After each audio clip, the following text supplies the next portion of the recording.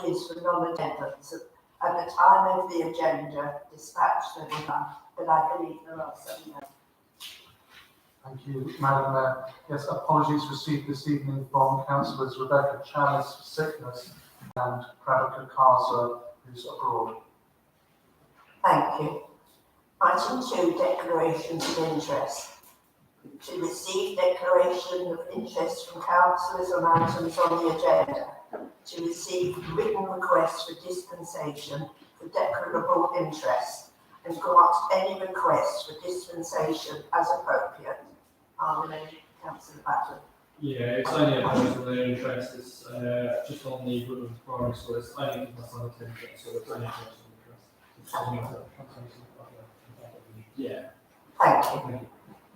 Item 3, minutes. To approve and adopt the minutes of the council meeting held on the 19th of January 2022. Everyone in agreement? Agree. I will sign the minutes.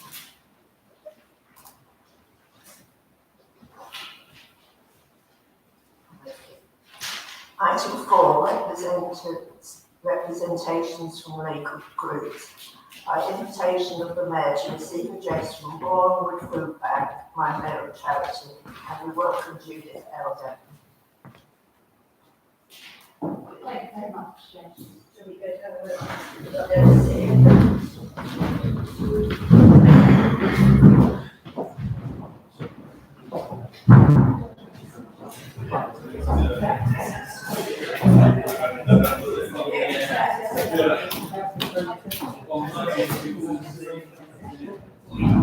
I'll be strong.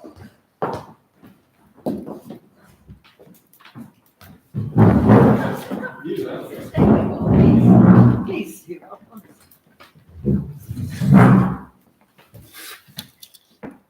Thank you very much, and thank you for letting me present to the council meeting.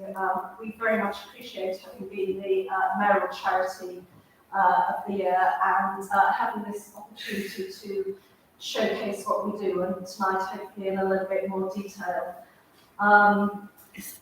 We also really appreciate the support that we've had from the various functions that we've held and the monetary support you've given us as well. So we can move the slides. I have to start with, we have done our statistical analysis last year, so I can really begin to tell you in very concrete terms exactly what we have been doing in the last year. The way that the food bank works with vouchers, which at the moment are vouchers of people who self-refer themselves, so people can just turn up to the food bank, they don't need to go through other organisations. But the data we capture, we feel, is absolutely invaluable, and I hope by sharing it with you, you can also see how it can be very valuable to yourselves as well. So this gives you a picture of what we did in 2021. This is the number of clients that were fed over the year, 10,252 clients. We found over the 2 years of the pandemic, and we were open for the whole 2 years, that what was happening in the food bank very, very closely mirrored what was happening within the pandemic. So you'll see that in February and March we were much busier. We were still in lockdown, coming to the end of that Christmas lockdown. And then the figures sort of dropped a bit, but rose up again over the summer. We found that over the summer period, after the second year or the second summer of the pandemic, it was a real struggle for families. So a lot more people were coming back to us. That really peaked around September time when people were regrouping and finding out what was happening. There was a bit of a dip again, and then we went into the Christmas lockdown. So there is quite a close correlation. My colleague Zane, who produces these statistics, is great with facts, and he has calculated this. When we give food, we give enough food for 3 days, for 3 meals for 3 days. So that's, and we also, there are other opportunities when we give food, over family lunches and those sort of things. When we look at that, we think it's no exaggeration to say with 9 meals per client fed and the additional food, that we have served 100,000 meals to people in this community last year. And I'd have to say we're very proud to have done that. If we move to the next slide. This is a similar,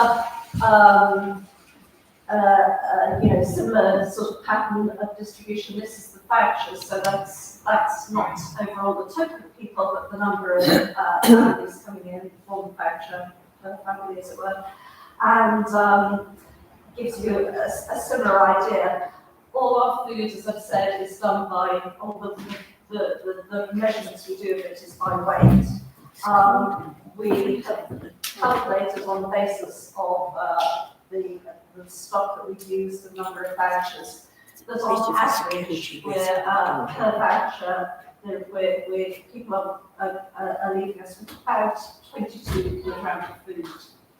And I make that point because really part of what we're doing and part of our philosophy is that we're giving people an amount of food that they can walk away with to give them a break, give them a start, give them respect. It's very important for us to give tin food, fresh food, dairy, but in-date food so that people have that chance to breathe and an opportunity to regroup, think, feed the children, have their anxieties, just allayed for a little time. And food, amazingly, can do a lot of those things. Next slide. So this, it gives you an idea of the our vouchers tell us the size of family that we're serving. For the first 7 years, pre-pandemic, the majority of our client group was for one person, single person. It was that the person who maybe was, had need for food, but maybe additional needs as well. Some crisis had happened. It might be a drop in employment. It might be a 0-hour contract. It might be ill health. It might be hospital appointments, whatever. This has changed dramatically over the pandemic, and the big shift now is that over half the voucher referrals are, the households and individuals now represent a lot more of the groups that we serve. So 3 or more. We know from talking to our clients that the strain is now on the families. The issue is about budgets and money and how far that can go. And again,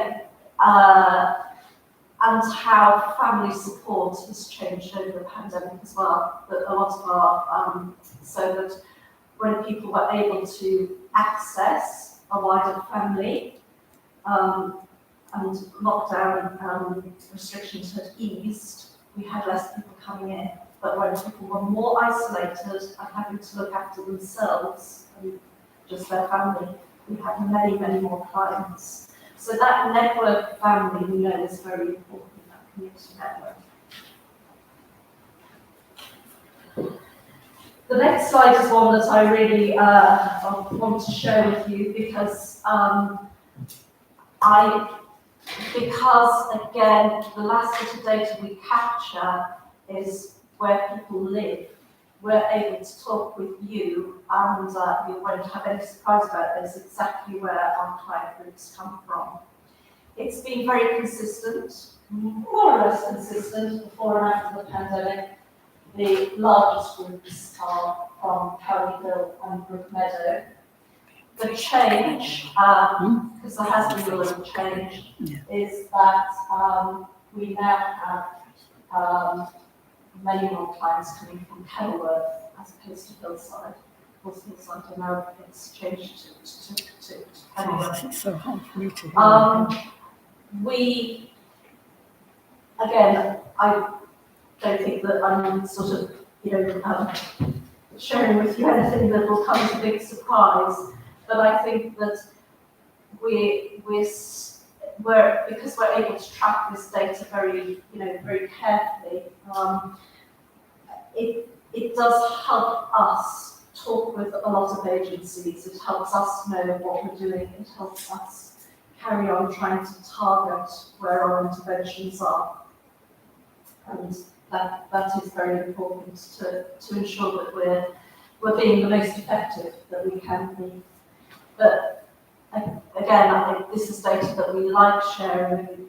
We really do have an open invitation for you if you want to come and delve deeper into some of this data, because I'm very well aware this is, families, individuals that you represent, and we're more than willing to be talking to you about this.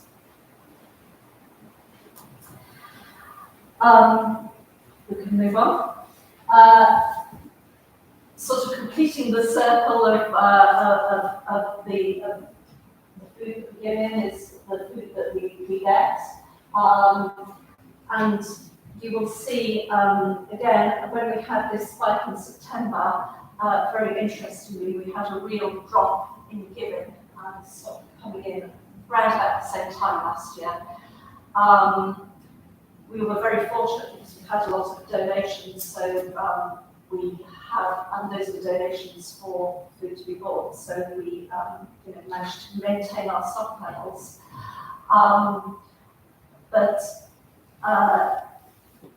it was very understandable. I think it was a time where across the community people were thinking, where do we go next? Giving is not a consistent thing. And I did mention in our last presentation, we were then absolutely, at the end of the year, absolutely bowled over with the harvest and Christmas donations. I'll be showing you those shortly. But the other reason that I want to really point that out is that we're keeping a very tight eye on that, because we know, and we know through the Trussell Trust, that we can never be complacent about our donations, and that it's really likely that we will be under a reasonable amount of pressure. We know from some trends in food banks in London that there are a lot more people coming to food banks at the moment, as we may well expect, and that where they have never been under pressure before. The joke in food banks is you'll never run out of pasta. We'll always have huge donations of pasta. 3 food banks in London have run out of pasta. So we know that this is going to be a challenge that we have to plan for doing it. But it isn't drastic yet. We still are very optimistic that we're going to be meeting the need, but we want to make sure that we're doing so really appropriately. So that's a real statistical sort of overview of what we do, and I'm going to move on to just show you, and I think share with you and talk about a few of the other things that we do. The next one is, as you've probably heard me say before, we're very proud of the fact that we have, for 8 coming on 9 years now, had a scheme to tackle holiday hunger, and although there are other schemes that have come online and we work alongside, ours is a Wednesday group, as opposed to the ones coming up on this Easter, when we'll be doing Easter-themed crafts and activities, as well as families going away with food which is really equivalent to 5 days of school lunches. Hot food, sandwiches, snacks, crisps, fresh fruit, that type of thing. There's a picture of an amazing donation I picked up last week through Homestart, which was shared with Homestart in Montfort. We have over this holiday, these holiday sessions, 70 pairs of lovely children's Russell and Robin shoes to give away, and it's just a real, real privilege to be able to do that. So we're delighted to have that to add to our holiday group holiday sessions. Over the winter, we sort of our more than food initiatives. These were our Christmas hampers. We gave away 150 Christmas hampers. Again, you can see lovely packs where with everything we do, we're really hoping to just give that extra bit, that respect, that bit where people can feel that they have, a bit of a celebration and a Christmas feel. So there's about 500 grams of food in each of those packs. We have the phone cards I have spoken about, grants that we're distributing at the moment. We're coming to the end of March, fuel grants. And I think now probably about 400 fuel grants that we will have distributed over since the beginning of November. And our scheme called Winter Wellness, which is the second year that we have run this. The first year we had a very generous anonymous donation, and we were able to purchase duvets, blankets, hot water bottles, and coats for people. And we had started off quite tentatively, but like many things in the food bank, we find once you ask the question, you've got to be prepared for the reply. And we were really surprised by the number of people who said, "Oh, that's lovely, I just sleep with a sheet," or "Have you got a duvet?" And one person in particular who came back and said, "I had the best night's sleep I ever had. I slept like a princess. It was so lovely and warm." Fancy on. The real consequence of that, in real terms, was that lady who has been able to sleep better has moved on to be able to budget better and has moved on to being able to be less reliant on the food bank. And that for us is a win. That is a real win. So we're delighted to carry on through grants from Hertsmere Borough Council with our Winter Wellness. This year we have found, reflecting again situations, that we've been asked a lot more for microwaves. Can we help people with microwaves? Because it's much cheaper to cook hot food with a microwave than it is with an oven. So it's a reflection of the times, and that's what we're doing. On the next slide, I've just popped in a picture of us making those Christmas hampers. Actually, this was just really, an illustration of sort of some of the fun that we have. We had volunteers from Borehamwood Youth Football Team coming to join us, and they made up all those hampers that you saw. It was fantastic. Absolutely, yes. So if we move on, one of the things that I sort of particularly want to talk about, because I think it very much gives you a flavour of food bank, Borehamwood Food Bank, and where we're really trying to go, is talking about our partnerships. For 3 years we've had a partnership with Citizens Advice Hertsmere, and it's been very successful.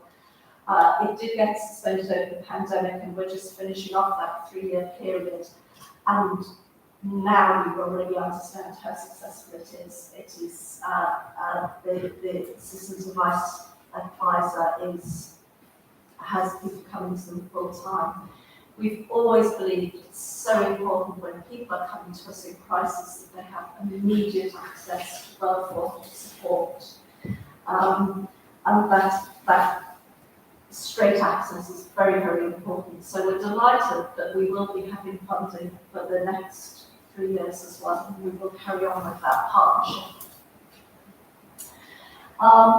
We had an informal partnership with, I'm sure many of you know, Dave Golding, Community Navigator, and that was around the vaccination period, and that kind of has moved on to a partnership with Healthy Hubs, and they are coming to us twice a month on the first Monday and third Thursday, and are able to, again, our clients are able to access a number of resources which can really help and complement the reasons that they're coming to the food bank. And this is very much getting to the heart of what we want to be doing and what we feel we are as our real direction of travel, which is very much about helping people in a way that gives them a safety net, but really, really doesn't produce a dependence on food aid. So if we move to the next slide, the Trussell Trust are very clear about their aim, which is they want to reduce the dependence on food aid within the next 5 years or so. And we join with that. We think that food aid should be the last option of a number of options. And that does give you a bit of an idea of, from really food sustainability through jobs and fair wages, right the way through to the safety net of food aid, is very much a sort of a path which goes down. Now that diagram and that philosophy is shared with the Independent Food Aid Network, and they're the ones who have been behind, and we've also been behind the Worried About Money leaflets, which Hartlepool Borough Council have been fantastic in being supportive and getting out there. It's those sort of conversations that we're really wanting to strike up around the community, so that we feel that food poverty and dependence on food aid has to be challenged. We will give out food for as long as we need to, but we have to say we're not here to do it in the long run. We have to look at alternatives in our community, and that is very much the direction of the food bank going forwards. So my last few slides are just really a flavour of some of the real generous donations we've had over Christmas from here, Mill Hill County, from Merrifield, from Cowley Hill, from private donations from local companies and Tesco's. And I really also want to acknowledge our fantastic, and our last slide, our fantastic volunteers, because we have an amazing team. About 52 volunteers who come and work for us per week, and we're so grateful for their help and support. So thank you very much for your time. Thank you. Thank you. Oh, thank you.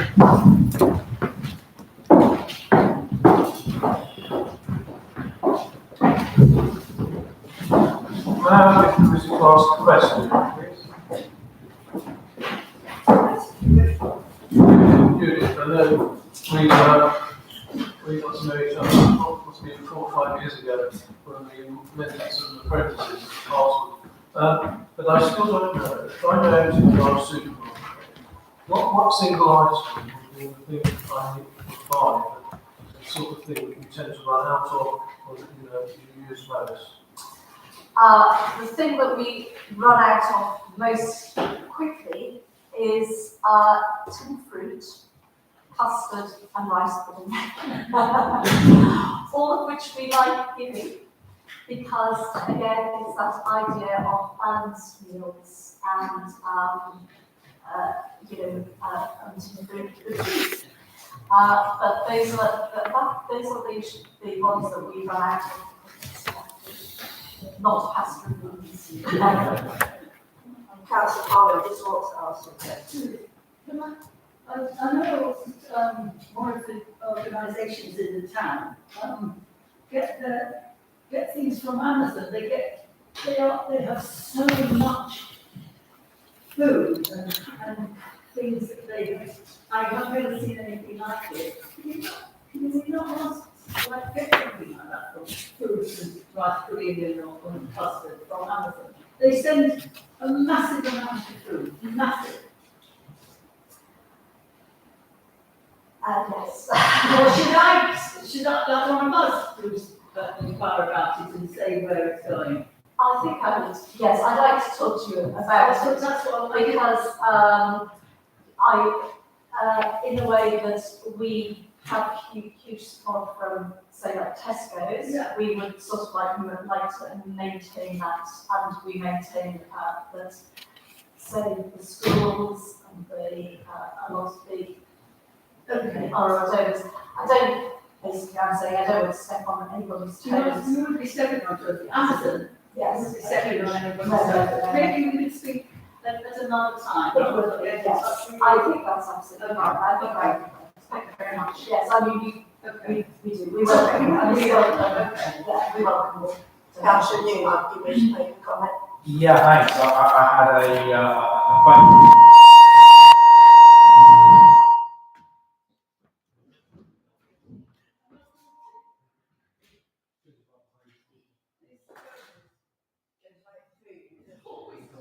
Oh, that's fair. Okay. I'm going to switch this off because I think you can hear me. I had a question and a practical proposal for colleagues. And my question is, the data in the presentation was fascinating. There was a report, I think, commissioned by the BBC that looked at use of food banks in Birmingham that was published this morning. And one of the things they said was that they're seeing increasing trends of food bank sort of clients coming early in the morning and late in the evening, i.e. before and after work, because the new face of the latest sort of influx of clients of food banks are actually people who are in full-time work but still finding it impossible to make ends meet. I was wondering if that's the kind of trend that you're starting to see, because whilst the historic data is useful, it just seems to me, also particularly after the spring budget statement, that actually the environment is about to shift radically again. I'm wondering what challenges you think that will bring. I was also really interested to hear that there was a particular shortage of microwaves because they're far more energy efficient for cooking food. Obviously, we're all conscious of energy costs and fuel policy at the moment. And I know in this BBC report, they mentioned that a number of the Birmingham food banks have actually said they don't want things like potatoes and root vegetables because they take so long to cook that people can't afford the energy. And seeing as you've come to us this evening, you've given a presentation, you've identified an immediate need in terms of microwaves. I don't know how we might do this, colleagues, but I do feel that as a town council we should respond. And I'm wondering if there's a way we can use some contingency budget or fund to make a commitment this evening to make a pledge of, say, 10 microwaves to the food bank, so that we haven't just sat here listening to you, taking a few notes and nodding, but we've actually taken some action collectively as an authority. I think it would be a real shame if the discussion ended this evening without us having addressed the sort of very clear need for microwaves that was set out. Thank you. Councillor Strapp. I didn't say anything more. I think that's an excellent idea, Jeremy. I don't know how we might be able to, maybe we need to go away and think about how that will happen. We're coming into new budgetary year and a new grant system, so maybe that's something we can think about. Through you, Madam Mayor, if members are unanimous in that decision, there is an underspend on our grants budgets for the year up until the 31st of March. So we could quite easily buy 10 microwaves and give them to the food bank tomorrow, rather than just go away and discuss it. If that's what you want to do. Councillor Whitney. I think it's a good idea, why microwaves. I wonder if the feedback would tell us what sort of microwave is suitable for the inside microwaves are unsuitable. And we don't stick to size microwave, they're coming to sizes, you know, I don't know if there might be something that uses microwave or just any microwave. I'm really, really grateful for the offer. Thank you very much to you all. And I can also tell you that I know that there are 10 clients that I can allocate those to straight away. So I'm really grateful for that. Thank you. When we look for microwaves, we do sometimes make a calculation on the size of family, but other than that, there's nothing particularly elaborate or fancy about them. They're just the usual models. Shall we all agree, therefore, that we will, I'm using the word loosely, donate 10 microwaves to the food bank, the exact type of microwave to be investigation? Is everyone in agreement? Agreed. You have 10 microwaves. And we'll go into the depth. Thank you so much for coming, and I wish you luck in all your future endeavours. You're very welcome to stay if you wish, but obviously you can leave as you go. I would just like to give my apologies. I'll really catch up with. Thank you so much for sparing your time.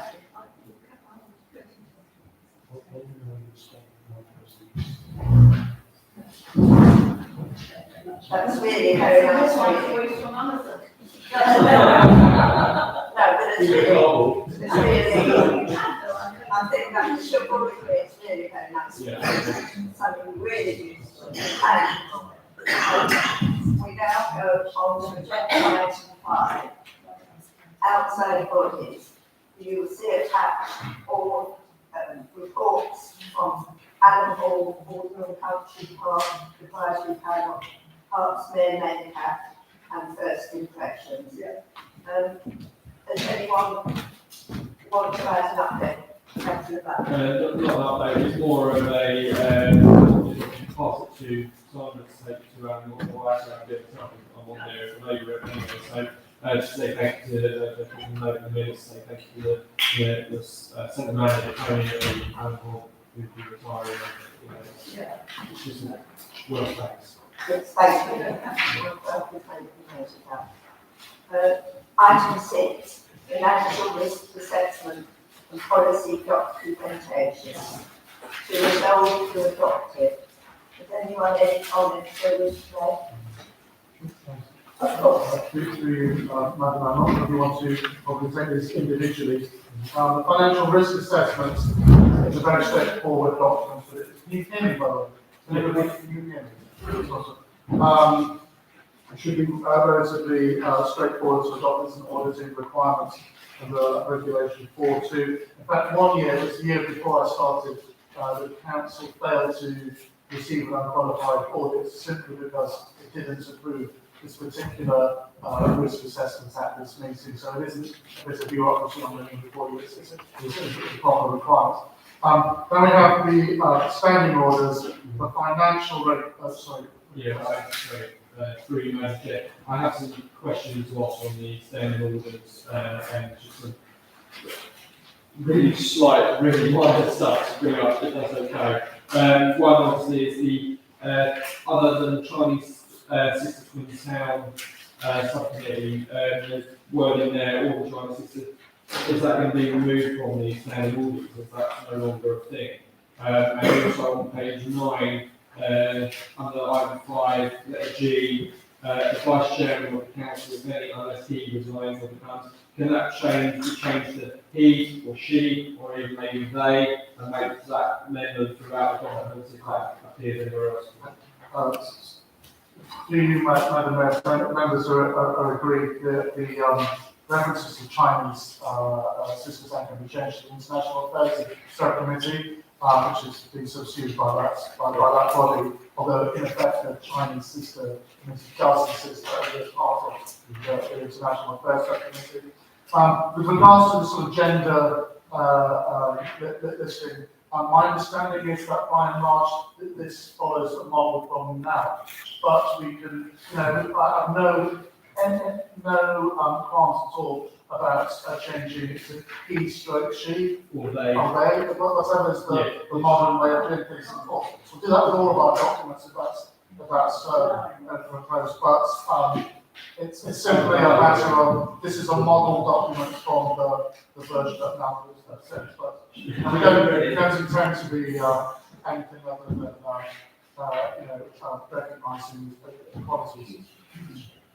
Yeah, if we can change it. Each she's there.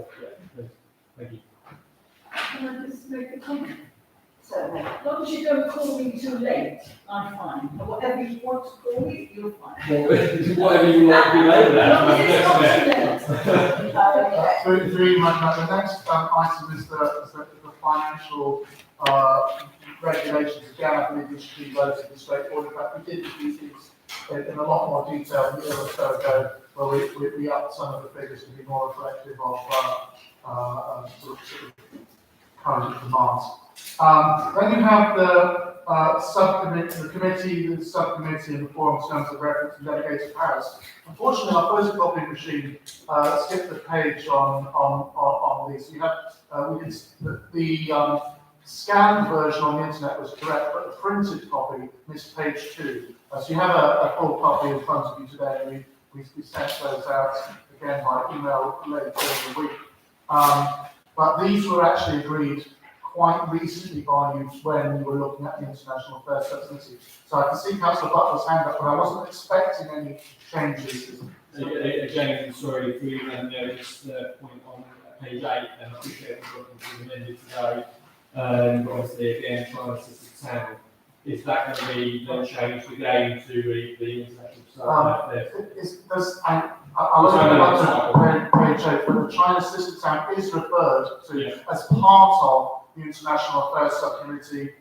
It says, we've got it under, oh right, okay, sorry, I see what you're saying. Yeah, sorry, I see what you're saying, the block and then. And then we say, and then what we agree is like anything the China Sister Town Subcommittee would be part of what the wider International Affairs Subcommittee would be.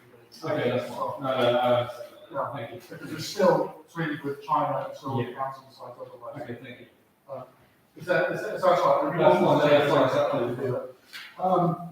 And then the last one is the Youth Council Constitution, and that also was 50 pages, but you have a full version before you.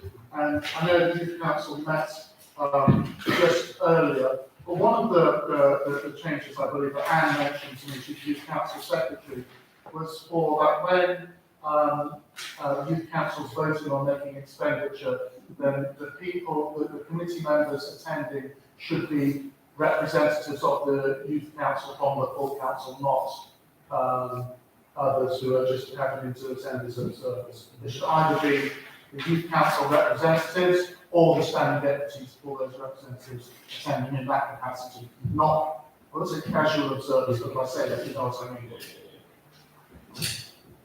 That is correct. I was last meeting the council had. They were very particular about who to talk to, should they need any advice. So they agreed that the council appointed representatives of their substitutes, that they would like to advise them on something like the financial issues like last time. it seems to be going very well. The youth council, just looking out of my door, it seems to be picking up. So, so our members agreed then with the adoption of those items under agenda item 6. Then. Thank you very much. Back to you, Madam Mayor, for community grants. Now, community grant. Dr. Woodland's £1,000 recommended. For all wood grants, I believe this figure is incorrect. Well, it's not, And I refer to. it's not incorrect, Madam Mayor, as far as it was the right figure that was applied for. Yes. Subsequently, we received correspondence from Bournemouth Ross saying they now have alternative accommodation and have requested a reduced sum of £480, which actually could have been agreed by the General Management Committee if we'd have heard at that time, because it has power to agree up to £500. On the basis that that would reflect 50% of the new accommodation cost. One of the conditions that the council asked the brass band to consider is using Fairway Hall for its sessions, and currently it seems unable to find a suitable location for that purpose. But it has reduced the amount of grants sought from 880 to 480. So that's the new figure before council seeking. We now go to the cycle scheme. Do you want to ask members whether they I apologise. I'm sorry, Councillor Newman.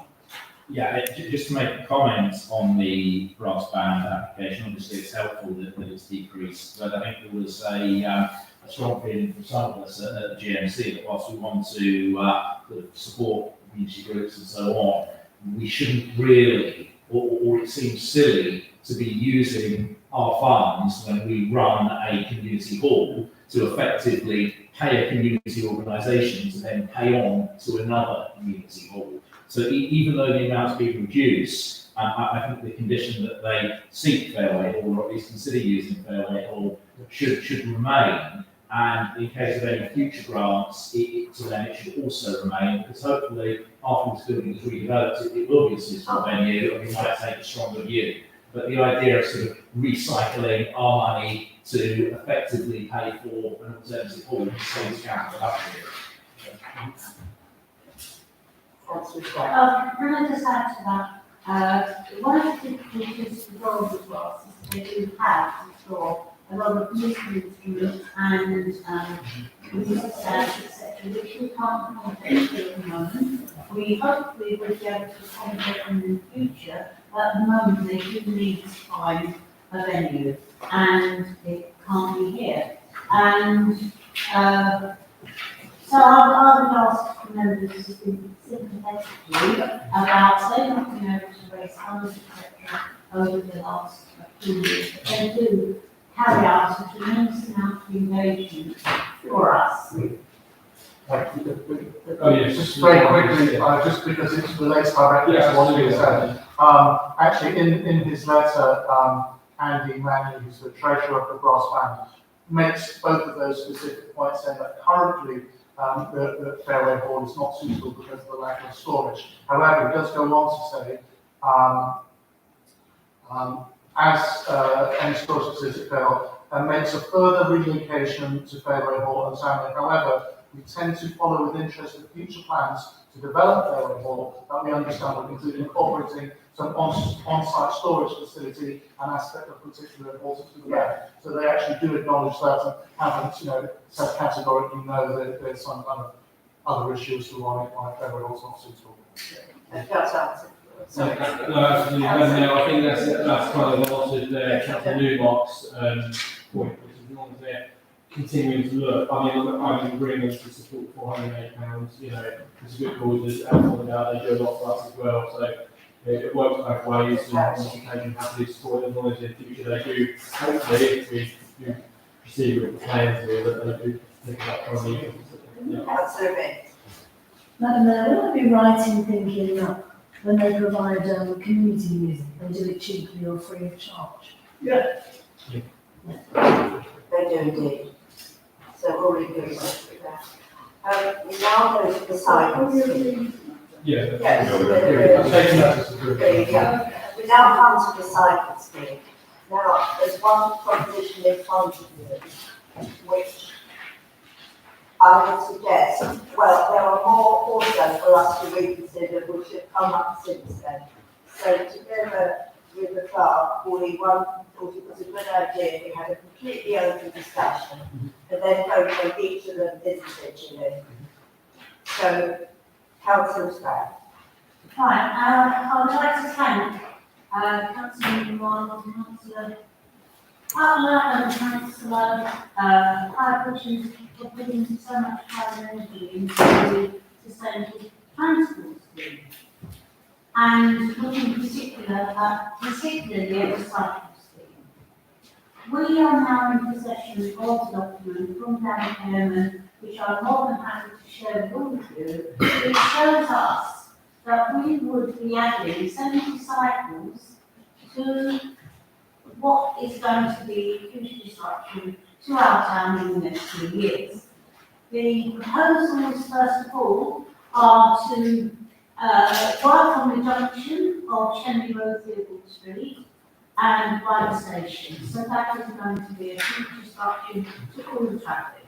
The next phase of work that will be carried out here to the cycle schemes will be from Sky Studios and eventually culminating via Manway to Tesco's. So that again is going to be very disruptive to the traffic. Sky Studios are going to provide electric vehicles that will go backwards and forwards to the station from Sky Studios. These will be electric vehicles, but they do occupy space on the ground, so they will contribute to the amount of traffic that is done along Shenley Road, and the electricity has to be manufactured. It isn't carbon free, so we do have a problem with that. So separately, we've looked at the suggestion which was made by Councillor Newmark. We've been asked to put forward £58,000 towards a cycle scheme for Beryl Flags. We've been invited to a meeting to speak to them next week on the 29th of March. But what was really difficult for us to accept was the fact that the Beryl Flags scheme was signed on the very day we were to meet and talk about it the 15th of February. So that seemed a bit odd to us that Hartlepool Borough Council had not discussed that with us. I do praise Jeremy for getting Dan Pearman to the meeting on the 15th of March, and what Dan has said to us has really given us an eye-opener. The biggest number of docking posts are on Shenley Road. So that says to me that is the most important part of the scheme. Shenley Road doesn't have a safe cycle path, not at all. And although it's been said we'll go and actually find a route where we've already got cyclists going on the pavements, it's illegal, but it's very difficult for people to enforce that. The proposal is to have e-bikes and maybe e-scooters. This is very difficult to try. I assume that the bicycles will be, that Beryl's bikes will have to travel along within the traffic. But once they're in the traffic, it does add to the number of movements on the road. And if it holds up traffic, then that adds to the air pollution, which is something that we're trying to stop. So I would urge everybody to think very carefully. Goodwill towards Hartlepool Borough Council, give them £20,000 as a goodwill gesture, and £38,000 not next March, but in the future when a safe cycle route has not only been found, but has been built. Because there's no way of knowing when all of this has already the junction and the other route, when that's been paid for, will there be any money left to pay for a route along Shenley Road, should it be possible to do? And my last point that I would like to make to all of you, it was something that John Cartledge has been working on, looking at a local cycle and walking infrastructure plan. Now, we found from Dan Pearman, when he spoke to us, that Herts County Council actually paid for Wellington Hatfield and Coram, their CWIP, I'm going to get the right word. And so why would our sparse resources between 20 and 40,000 pounds, why would we pay for it when we know that it won't speed up any scheme at all within our town? So I think that the proposal to spend 20 to 40,000 pounds on an LCWIP, got it again, but it's not valid at the moment. So I would suggest again that we go to either B, which is that we, at goodwill, we say £20,000, 38,000 to follow when the safe cycle route is built. We would be very remiss to encourage our residents to use cycles along a route that isn't safe. There are other, obviously, routes which are, I would consider unsafe, which is to spend a lot of this county money getting Coastal Road done, and all praise to be for that. But that Coastal Road scheme finishes at Barnet Lane. How are they going to get from Barnet Lane to the most difficult part is Morrison's? So that's a very difficult one. If you go along the cycle lane on Shelley Road, which goes from the civic offices towards Hartwick School, you'd be seasick by the time you get there because it's like this. And people back out of their drives onto a cycle scheme. I'm not quite sure how that would be overcome, but overcome it must be to make it safe. And then it finishes at Crosses Lane, and proposals are to take it further. So I think that finishes what I have to say. Thank you. Thank you. Any councillor Newman? Thanks, Madam Mayor. I think that the work and the output of the Sustainable Transport Committee over the past 6 months has been really significant. Before I get on to the economics and the finances of this scheme, I think the one thing that the real standout moment for me was the fact that all sorts of individuals and organisations have been trying to get the borough and county councils to knock their heads together and actually have a joined-up conversation about the issues and the problems that Pat sort of expertly outlined with the cycle lanes in Boreham Wood, and that actually it really took us as the it took us as the town council to bring those parties together through written offices and ensure that that conversation happened. And I think that maybe if that's all that we had actually achieved, it would still have been a notable achievement. You know, we have joined those knots. We've got a. Sorry, I've just got the damp here, and those people who didn't happen to have it. Might be unusual, but I think it's important that you do see exactly what he said. So I find it slightly odd that we had papers from council officers distributed to us in the middle of the meeting. Please carry on, councillor The Newman. right way to go about things.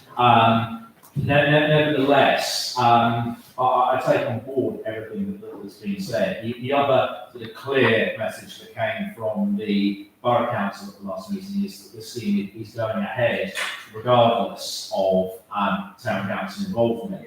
So in a way, look, first of all, I think the differences between my position and some of the members opposite, they're tactical, they're not strategic. It's just about what comes first, the lanes or the bikes. My own view is that you have to speculate to accumulate, and unless we're in at ground level of this scheme, the scheme will happen. It will potentially be one of the most significant and high profile sustainable transport schemes in the town. And of course, the risk and the danger is that we'll be left out of it as a town council.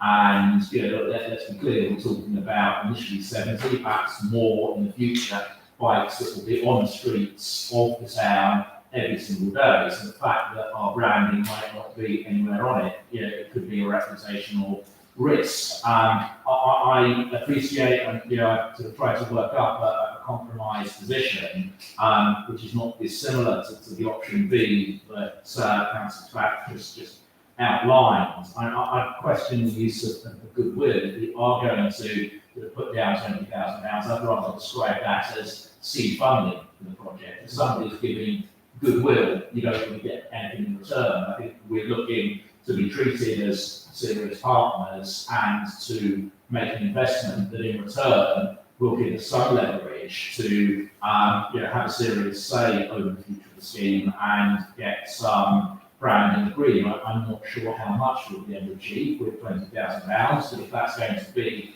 the compromise position, then I think we should certainly describe it as seed funding. And in terms of the notion that we would effectively set aside 38k and pay that at such a point at which the cycle lane between, as I understand it, the Station Road, what we actually mean is from the station along Shenley Road down Growy Lane to the Sky Studios. That particular route is built and completed. Look, if that's where you want to go, then that's where you want to go. I think it would be a shame if our influence is diminished as a consequence of waiting for that. I would have trust and faith in our own officers and the officers at County and the planning team at Hertsmere to make good on that commitment. I appreciate you've had commitments in the past and had your fingers burnt, so you're taking a more cautious approach. My view is that it should be good enough for us to say, let the officers identify, settle on that route, and at that point, we make our payment so that we can ensure it happens. If you want to include deeper safeguards, that's fine. To my mind, there's not a great deal of difference between the two positions, because if we agree today to your proposal that we hold back the 38,000 until such a point as the route's actually built, in effect, we're impacting it for that purpose. So I think the difference between us is how much we're prepared to delegate down to officers to agree amongst themselves that we've reached the point of no return when it comes to that particular route. So there are minor differences. I'm pleased that it looks like we will have a compromise on this. I think it's a really good example of everybody working together. Thank you, Chair. Thank you very much. I think, I'm Simon, I beg your pardon. Sorry, I'd like to say that in the 12 years, I think the past 12 years I've been on the Transport Forum, and people complain endlessly about traffic and dialogue. My argument is the best way to reduce traffic is to possibly to, if you can walk or cycle, to allow those who can't walk or cycle to drive. I use the trains every other week and I see the hundreds of cars, the kissing ride, people going trucks up the level. I didn't see them count the butler there. Clogging up, this isn't attacking clogging out our roads, polluting our roads. It's a nightmare. The roads are a nightmare. Theobald Street, the road is too narrow for cyclists. The pavement is too narrow for pedestrians. The same applies to Theobald Street. It's the world's worst cycle route, really badly designed. The only time it gets maintained is when a council is good now. I also thank Councillor Butler for organising it. I had to write to Councillor Bright. It was on inside councils in the past. It's a nightmare. It's so badly designed. The same goes for the cycle route in the south of the town going towards Road Lane. It suddenly disappears. Incidentally, you can get to Morris. There is a cycle path to Morris, but it's so badly designed, you can't see it. You've literally got to cross the first of the road. It is the world's worst cycle route. I also have worries about Shenley Road. You've got the island in the middle. You've got wide pavements. And the other issue I have is docking points. Will they be in the right places? And the second thing is, I think Councillor Newmark will be able to correct me on this.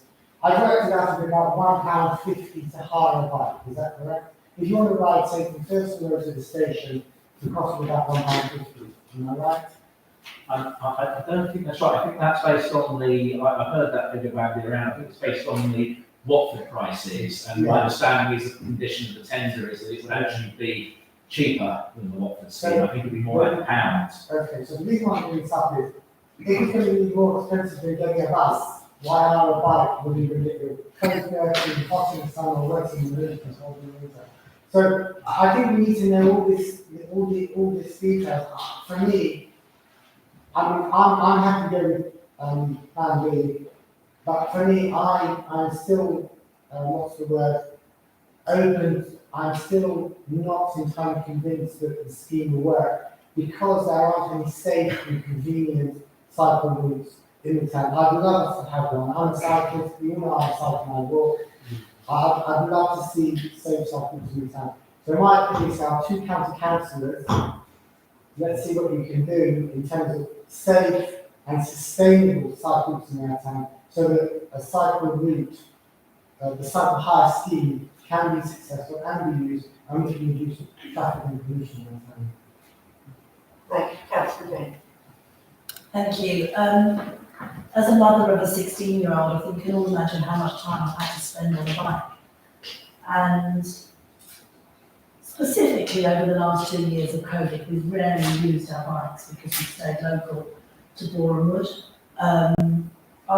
We've got different bikes, but I've got to have a fold-up one because if we cycle, we have to go out the area because the roads here are not safe.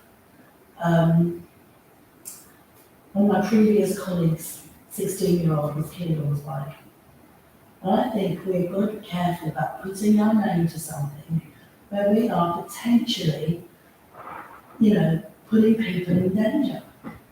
That's just one of my points. I know that the first part of the scheme should be like along Shenley Road and up to Skye.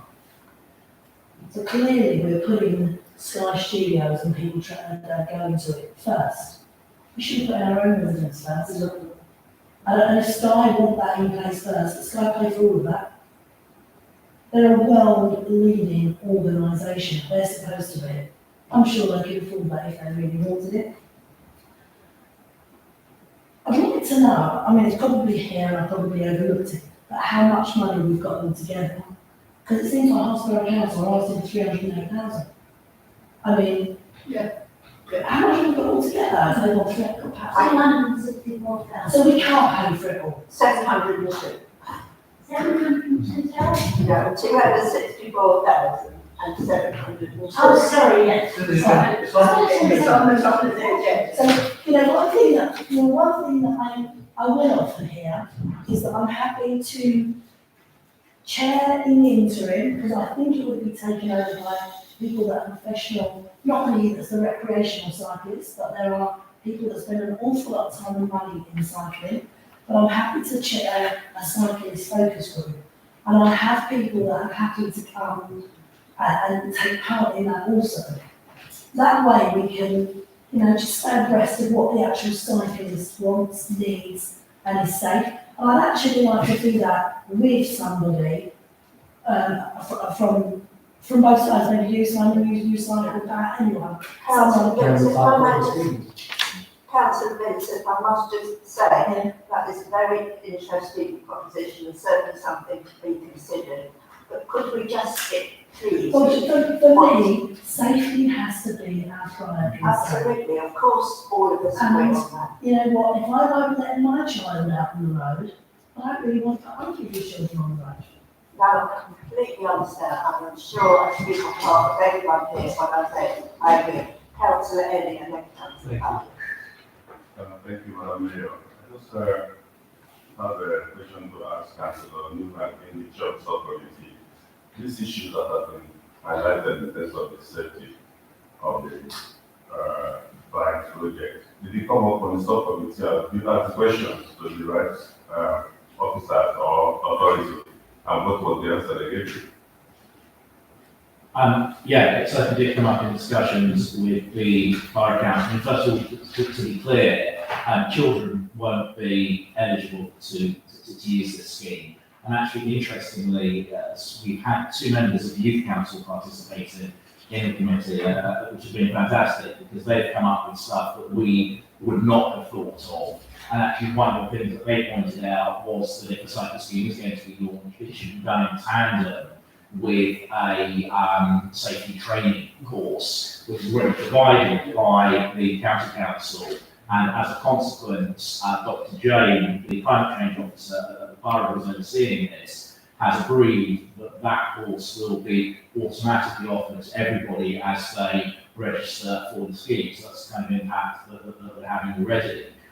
Look, obviously, safety is a primary concern, and we hear all sorts of anecdotes and opinions, but at the end of the day, I think we have to approach this as lay councillors who are not road safety engineers or experts, and I think we have to have a degree of confidence and trust that local authority officers have undertaken the multitude of risk assessments that they are required to undertake by statutes when promoting projects of this nature. At the end of the day, they don't want to be sued or held by the local authority for unfortunate incidents. I think we can't be, excuse the pun here, but backseat drivers and backseat cyclists. There comes a point at which we have to say, based on the information available to us that's been provided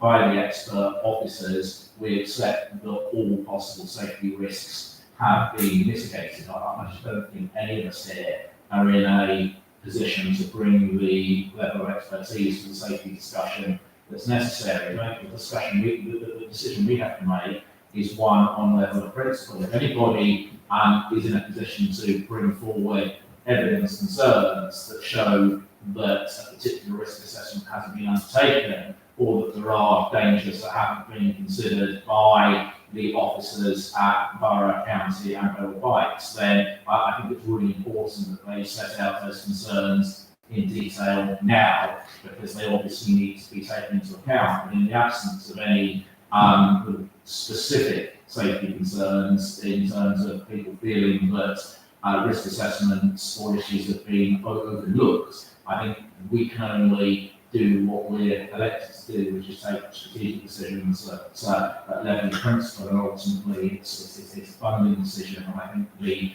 sort of compromise that's up in front of us today of making seed payments of £20,000 and using that to try and ensure we get the influence in the scheme that we need, effectively ring-fencing the balance of 38,000 until such a point as the Chenley Road route is completed, is probably the right balance. Obviously, Sky are putting forward the bulk of the funding for the scheme under the Section 106 agreement that was concluded before the FTA and Planning Commission, and Sky's contribution will clearly more than exceed the cost of that particular part of the routes, and it's sort of almost, a lot of people have seen this as the Sky project, but actually it's because of a number of us pushing hard that this is now going to be a project that will serve all our residents and will have docking stations not just across Fordham Wood, but across Elstree as well. So I think Sky, this project more than, or that particular part of the route more than washes its face. Sky have funded that and more besides. Look, my view is that the Borough Council gave Sky quite a light deal on the Section 106 agreement, but on this part of it, they've certainly paid their way. Yeah, Thank you very much. My second part is just my statement now. Yeah, thank you for that. I think as a council, and we need to be stand up to the council, and since most of the issues we raised, we're not sure that has been addressed. I support that plan B, save money for the Plan C, actually, I think. Sorry, She said plan B, but I think you meant plan C. You mean Plan C? How should we do this? Shall we vote on what's in front of us? So what I'm saying is the 20,000 seed money to show that we believe and the future of ourselves, our children, the pollution and others that will be reduced. So the 20,000 seed money, then hopefully in the near future, the answer operations are put this in place and we return back 8,000 and give to them. Thank you. Councillor Butler. Thank you, Madam Mayor. You know, I wish a lot of our discussions were like this, because it's actually nice to actually have a difference of opinion, but we've actually had quite a nice, I'd say, discussion tonight, and hopefully this will be how things move forward. Because actually, we might not be agreeing on whether or not we spend 58,000 now or do seed funding and pot on the rest later. But from this, that, you know, it's interesting some of the concerns raised in that, and I appreciate the document you brought forward tonight, Rob Banner. You know, the roundabout that's going to be changing there, obviously, is to become more pedestrian friendly, focus on pedestrians over road users. And I know it's a point of contention from previous county councillors and probably future ones as well, which is that roundabout and the only real exit in and to from Bournemouth. I mean, I know we've got Barnet Lane, Deacon Hill, exit and entrance. I mean, I think I speak for all of us around here tonight, actually, we do need another way of getting to Welsh Street Avenue from Bournemouth. For a long time, everybody goes back. It's, yeah, exactly. You know, it is a chicken and egg thing. The fact of the matter is, you're right, we need to say, yeah, this is about also future health and well-being, about kids going forward. And we've all spoken about sustainable transport, we're all talking about climate change. It's a big thing happening now. Personally, I would still support the extension of 58,000, and I'd happily go through the different things to vote, and so it's marked down so we can register how people have done it. And I know that's I would like to on the actual 58,000 whole expenditure and then Plan C. I mean, I'm happy to support Plan C, but I would still like to see as an open vote on. Councillor Parnell, Yeah, just thank you. said a few words first and then we'll do that. Yeah, the details, sorry. You don't really, you can hear me, can't Yeah, you? yeah. I don't like that. No, it's just. Councillor Newmark has suggested that the £38,000 ring fence. My suggestion would be, or our suggestion, I think we've spoken about this, only when we have, the town council talking about, are satisfied that the route is safe. I don't like this thing ring fence, because it sounds so definite. I don't know if it is, I don't know. If I can just clarify, I think you Yeah. misunderstood what I meant by ring fence. I accept that if we go with Plan C, we're only paying £20,000 now, and the £38,000 is conditional upon the Shenley Road section actually being built. But unless we make it clear that we are effectively ring fencing that money and won't spend it on something else, well, we won't be taken seriously, because there's no guarantee that £38,000 is still there. All I'm saying is that we would leave it in the account, held here, unspent, until such time as that condition is met. But I think if we're going to be taken seriously as partners, we have to show them that we do actually have that money allocated for that purpose. That's okay, only when we're satisfied. Yes. It's safe. Yes. Councillor Strack. Right, sorry, so I thought that I made the Jeremy's suggestion about 58,000. The committee's suggestion.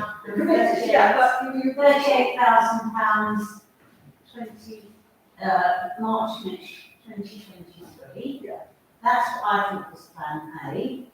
Plan B is what I thought was my suggestion, or our suggestion, that it would be 20,000 now. I'm happy to change the goodwill to, seed money, yeah, all in favour of grants. And, but the fact that the money would not be, £38,000 would not be released until we had the safe cycle route.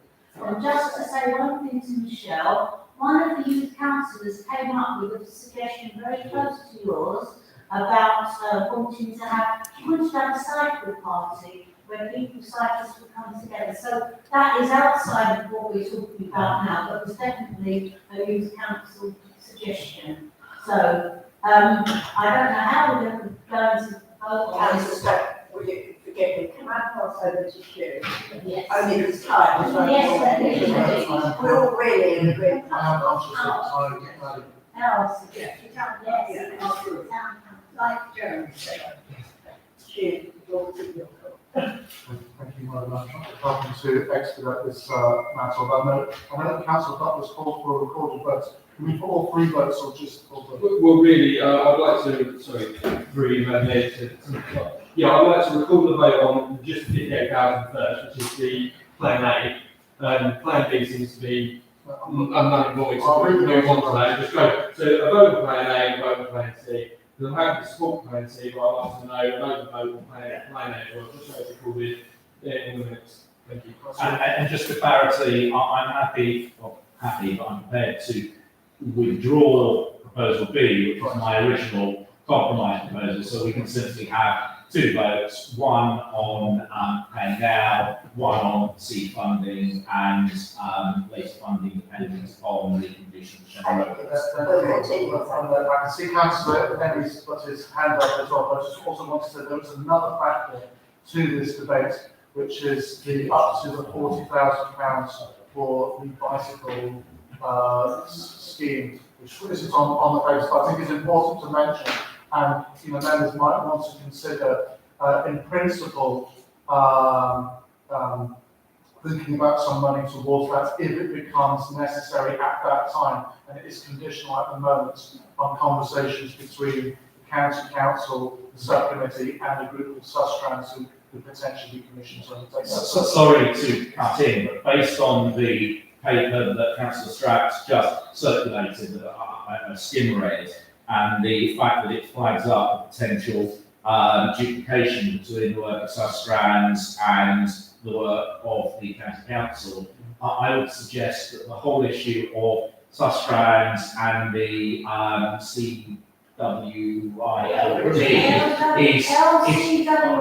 that one is referred back to the Sustainable Transport Committee to look at in more detail. We can't handle the complexity of that this evening. Right, In which case, I so, okay, so, Thank you, Madam Mayor. I just want to say, we also have our time.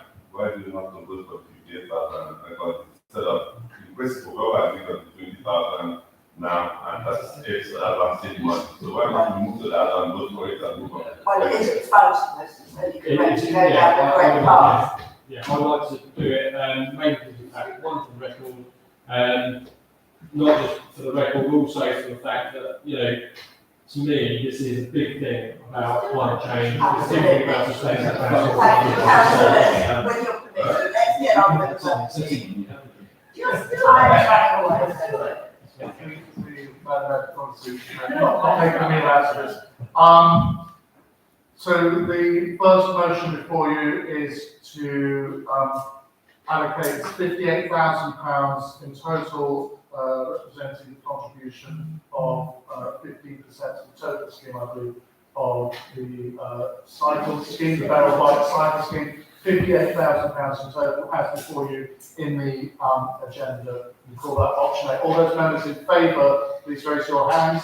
1, 2, I'm going to record this out, so J and AC and RB in favour.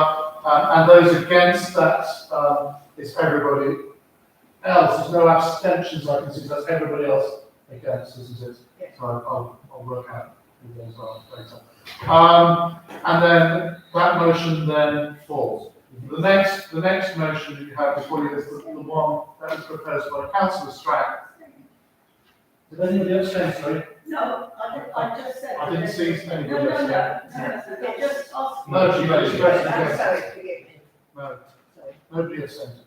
The next motion is, as Councillor Strack outlined, to allocate from our still top slice funds £20,000 of seed funding, not the other word, seed funding, and to ring fence 38. I don't allow the still coffers to fall below £38,000 until such time as the subcommittee and the council are satisfied that the cycle routes between the station and Shelley Road to Sky Studios, has been actually completed, not just agreed in principle, but completed to their satisfaction. Okay, well then, that's, That's those in favour of that motion, is unanimously in favour, so that's the easy one, isn't it? It's carried. And so then we move on with your permission, having perhaps conscious of time, because there's some other factors as well, strictly speaking, we should talk about, is the projects officer post. Through you, Madam Mayor, I do have some background I can give to this item. In fact, only today, I don't know if members have been seeing their emails, I asked the Borough Council yet again about the feasibility of the Town Council using its SIL funding for this position. And those of you who've seen the emails from the SIL officer saying they're not keen, but they haven't categorically said no, that you know, it's impossible. So this recommendation has come from the General Management Committee. It represents 2 years funding at an NJC scale 29 and includes ancillary costs such as pension, the employers' national insurance costs and the recruitment costs. So it's not, that doesn't reflect the salary or it's NJC scale 29. Do members require any more information before taking a vote?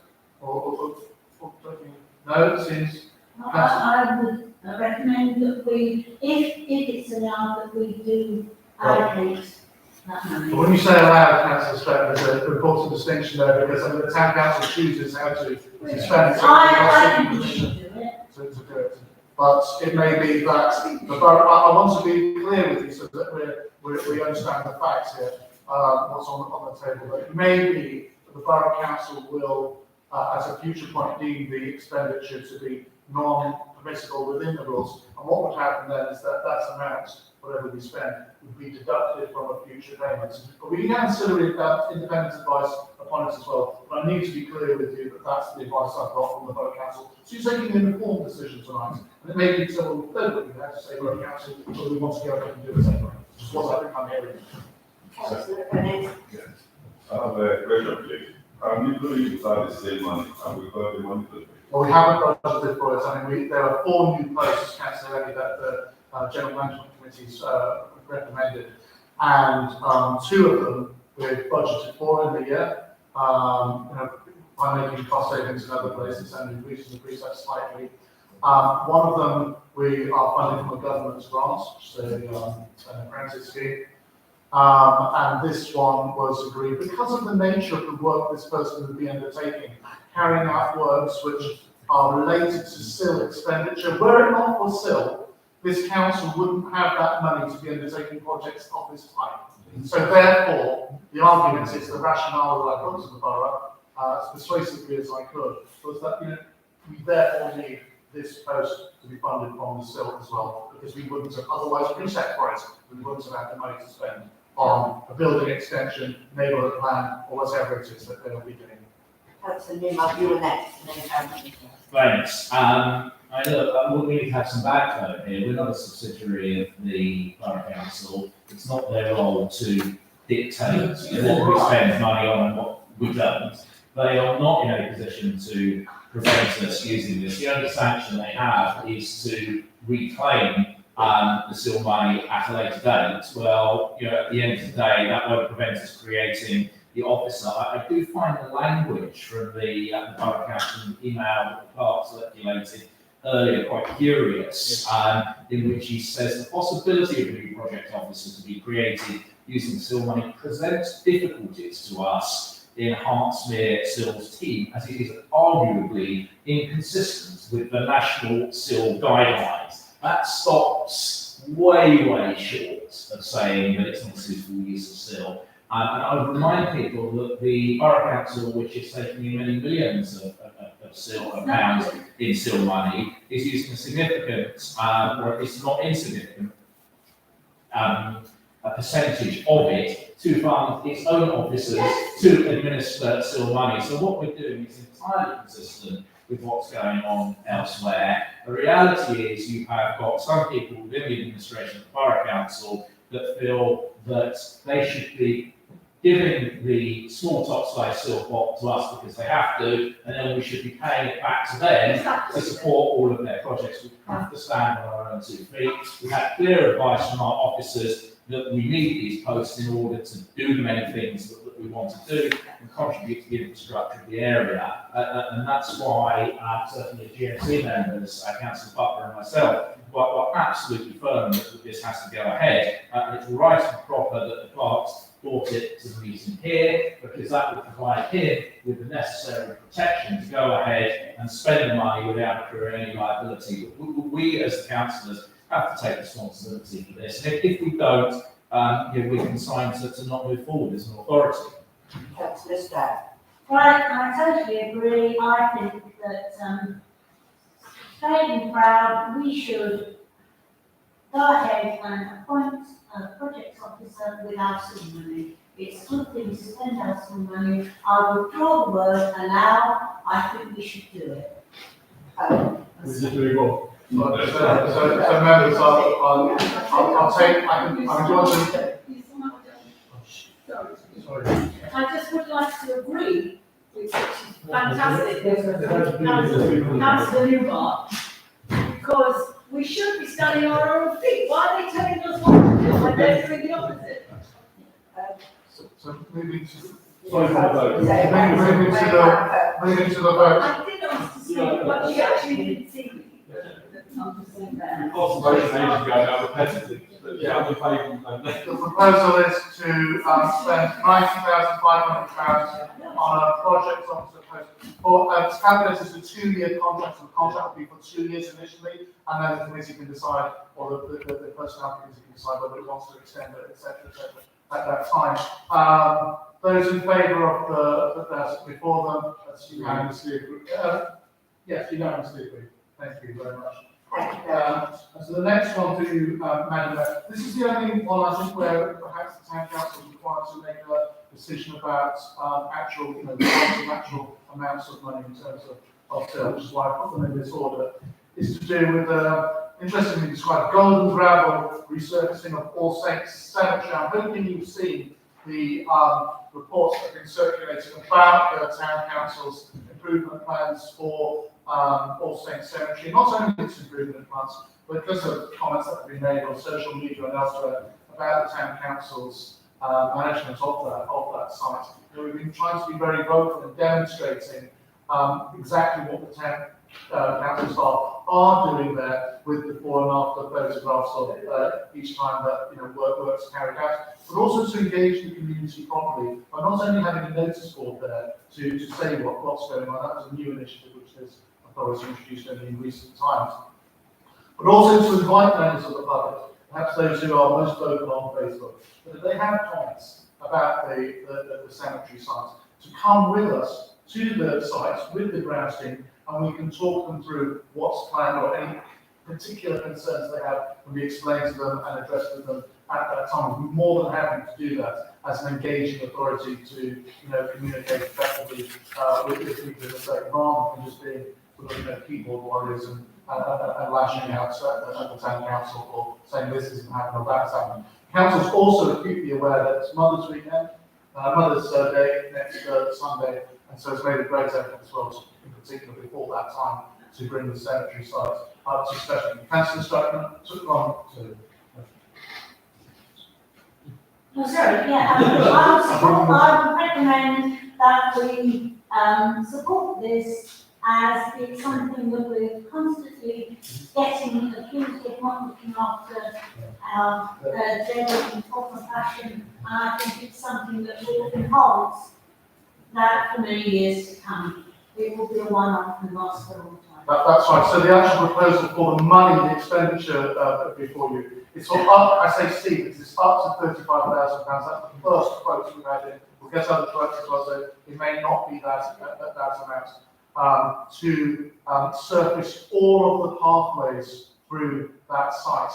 And it will be done in a sort of plasticated gravel, very similar to the surrounds that you see around the trees at the Boulevard Shopping Centre. So it can't be kicked around, it will stay firm and will be absolutely ideal for prams and pushchairs and wheelchairs and any other access. It looks smart, it will be in place for goodness knows the next 50 years, I should imagine. It is quite expensive as a project, so you need to bear that in mind, but it will be there for a long time. And there's one other point I would just make, is that all of this is conditional on the town council obtaining a church legal faculty, which is their legal requirement, which can be time consuming. So, Councillor Hicks, you wanted to make a comment? Thank you. I appreciate everything that's being done down at All Saints Churchyard. I think probably I'm one of those keyboard warriors because I have commented on it. And maybe you could say that about me, but I think saying in general is just not quite fair, because two of those people that came to me were baby sister buried there, and they thought it was quite extraordinary how it'd been allowed to decline. Now, I don't know if it was the town council that allowed it to decline, or the church. I really don't know. I'm delighted that it's going to be given a lift, but I think we have to be careful about how we speak about such sensitive issues, that's all. Thank you, Lucy. I just want to comment, because you sent some photos around, just the difference before and after. Have you looked at them? Yeah. The difference is amazing, just because of the past. Just because of the past. The gravestones are not our responsibility. That is one of the things that they can comment on Facebook, and it's not our responsibility. that's the problem. And we need to tell people, you're good on Facebook, tell people. You know, when those graves are all over the ground, those graves belong to the people, don't they? Yes. But surely they can be tied up with an agreement between us and the church. No, they can't. We've spoken to Reverend Tim Ward, they can't. I believe that the situation, the responsibility for maintaining the actual graves only reverts to the town council if the gravestone becomes unsafe. What has been proposed in the past by myself and initial quotes put out there is to get a firm of experts. They're advertised in such publications, Clark's Magazine, to come and do a complete survey of the site to identify those graves which are potentially deemed to be unsafe. What's often happens is they then lay flat and move to the side of the cemetery wall, and efforts are made to contact the owners. All of these records of the owners are held by the church, not the town council. This is a closed church on. To see whether they would wish to have their headstone be erected and to pay for that to happen and so on. But I think it is a very, very important distinction, because yes, the cemetery does have it's a very different look, often compared to the cemetery at Allen Lane. They're very different cemeteries. Allen Lane is an open cemetery and has a different feel to it than the sort of kind of Gothic patina of the old churchyard that is All Saints. Reverend Tim Ward very much sees it as a place of contemplation and an area of wildlife and part of the history and heritage of the town of Borewood, rather than being a sort of pristine a cemetery site where like the war graves and so on, where it's all regimented. I hear what Councillor Vincent said. I mean no disrespect to anybody. I never would.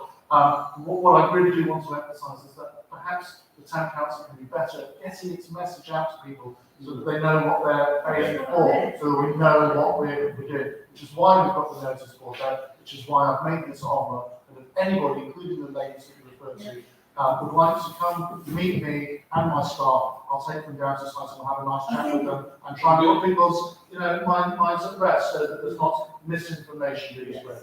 The pathway itself has given the place a lift. Yes, it has. But could I ask, please, could you convey to Steve on behalf of all of us, our grateful thanks for what you've done? I'm sure you will agree with me. Thank you. Can I just ask, while we're on the subject of the cemetery, I've always been asked, maybe this is something we could find out, because it's part of the closed cemetery, were any graves lost under the Tesco? No. We all want that as well.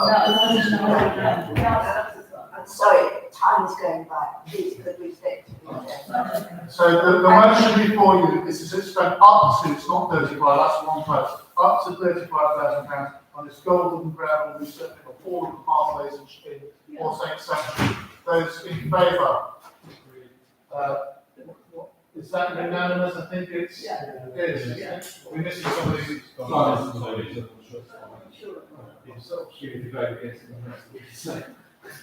That's not recorded, but and so through you, thank you very much, members. That's I mean that's going to be something very visual that our residents will be able to see that town council has done.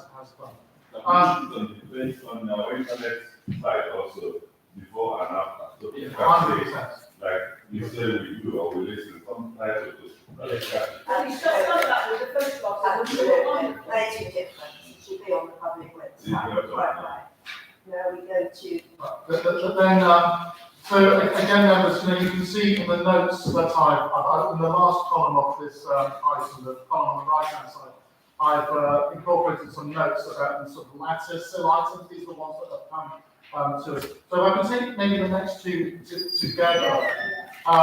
These came from Peter Garrity, the Executive Director at Hartsfield Borough Council. And I did include the current balance of silver because it was pointed out to the Borough Council in no uncertain terms. But if we spent the money on these two items, it would reduce our balance to effectively zero or £10,000. That means we wouldn't have any money left at the moment to do anything, although we are expecting the tranche next month. So the first one of the Hartsfield Borough Council.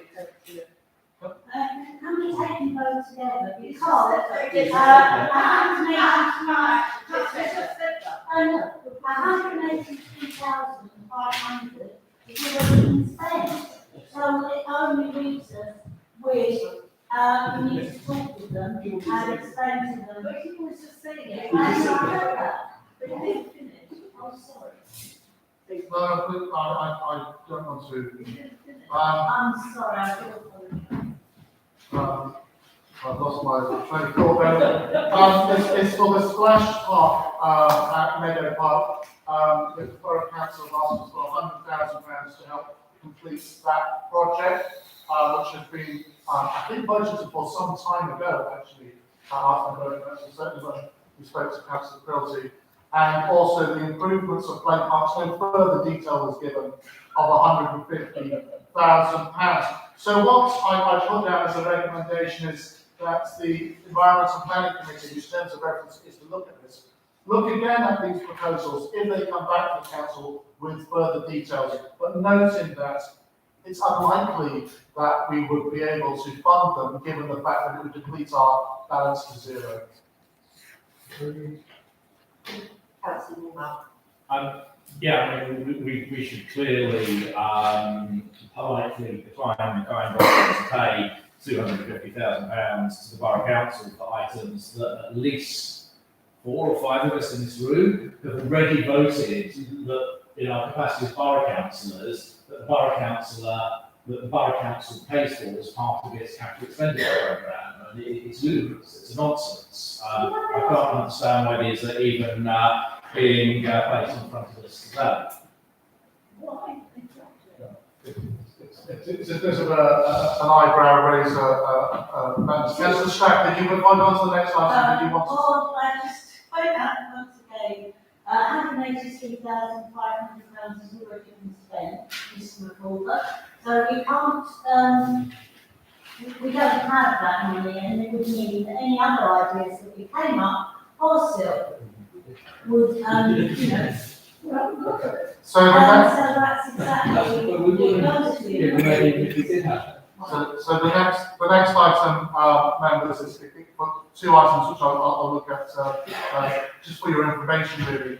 It's the Fairway Hall building project. Now you've seen in the still officer's email to me today that he's also uncomfortable with the use of expenditure for this particular item, although I did try to be as persuasive as possible in the rationale that I put to Hartsfield Borough Council, explaining that for a town council with an increasing population as a result of development, that a bigger hall, a bigger community centre will serve a larger population directly because of that. And also, you know, if we agree with one, maybe not the other, but increased office space will enable the town council to provide additional administration services, additional services of any kind, the entertainments, to a population growing because of development.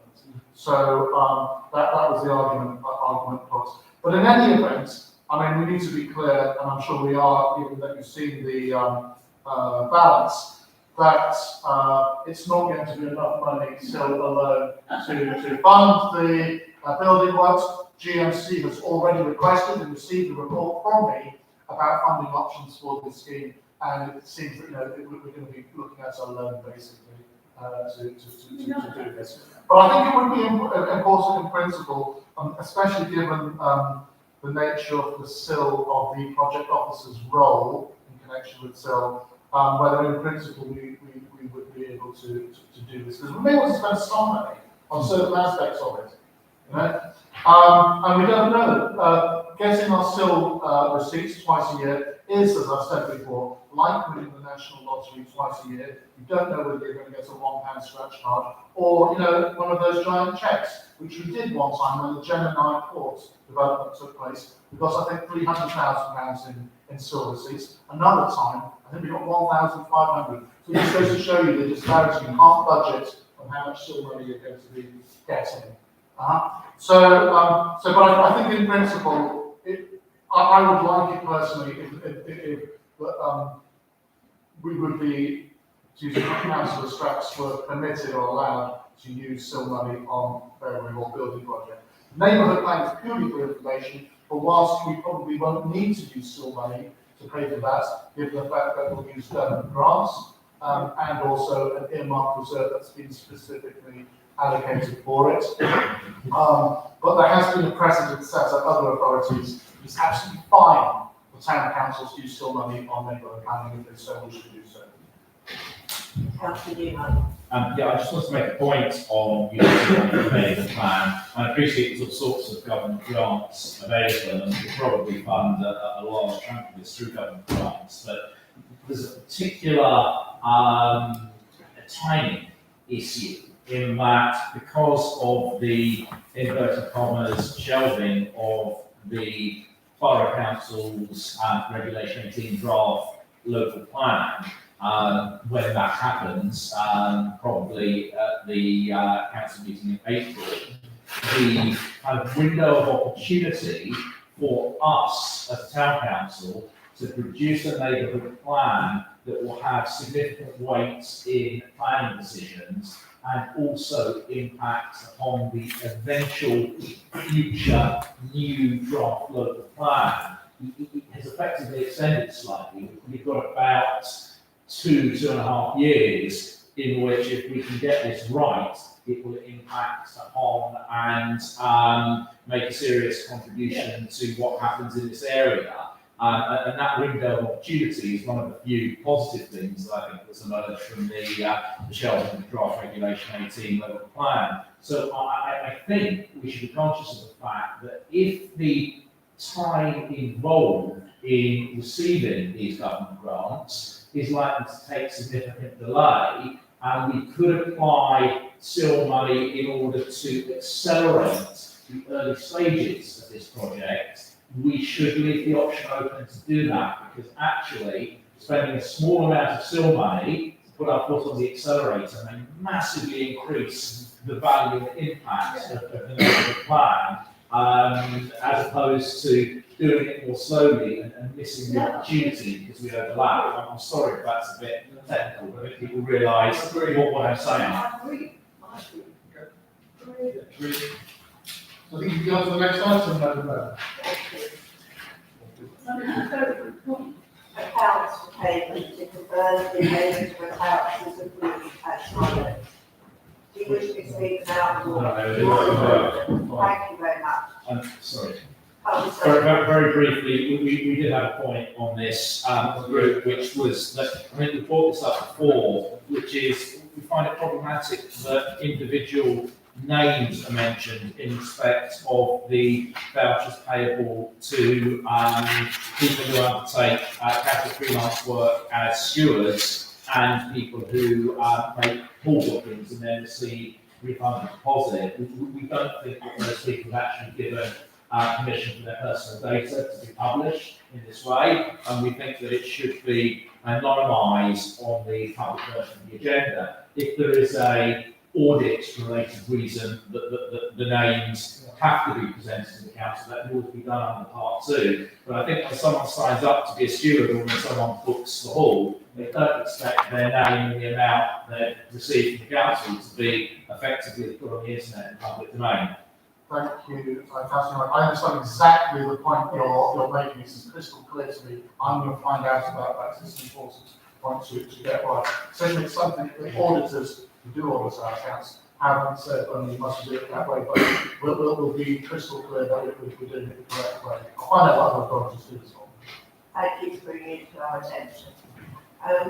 Item 10, sign minutes. To note that sign minutes of the committee meetings to form part of the official council minute book, as agreed by full council to be viewed by members on town council website and place of hard copies.